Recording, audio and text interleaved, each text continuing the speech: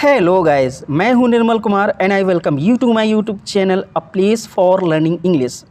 Today according to English grammar we shall consider onomatopoeia figure of speech ध्वनि सूचक अलंकार। So let's begin. Onomatopoeia identification यानी definition से शुरू करते हैं। It is that figure of speech in which the sound of a word suggests its meaning। कहने का मतलब यह है कि जिस वाक्य में किसी एक शब्द का साउंड अर्थात उसकी ध्वनि से उसका मतलब स्पष्ट हो जाए तो उसे हम ओनोमेटोपोइया फिगर ऑफ स्पीच यानी ध्वनि सूचक अलंकार के नाम से जानते हैं। एक बार पुनः सुने।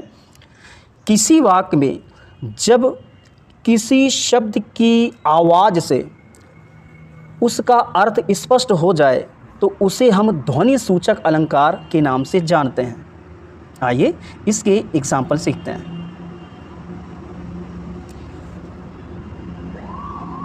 Our first example is the snake's hiss. सांप फुसकारते हैं। अब आप देखिए जो हिस वर्ड है ये सिर्फ और सिर्फ सांप के लिए प्रयोग किया जाता है। तो आपने सीखा कि जब सांप हिस हिस की आवाज़ करता है तो उसकी आवाज़ से एक ध्वनि उत्पन्न होती है। उसी ध्वनि की पहचान करने वाले फिगर ऑफ स्पीच को ही हम ओनोमेटोपोइया के नाम से जानते हैं। और next sentence is that I heard the humming of बीज।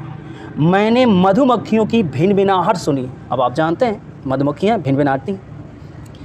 Third sentence I heard the water lapping on the craze. मैंने साहिल अर्थात किनारे पर पानी की टकराने की छपछपाहट की आवाज़ सुनी।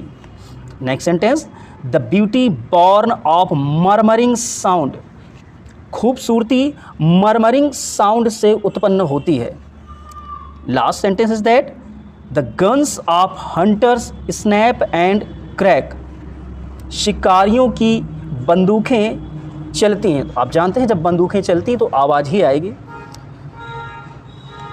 तो आई थिंक आपने ओनोमेटोपोइया फिगर ऑफ स्पीच अच्छे से सीख और समझ लिया है। And now thanks for watching this video.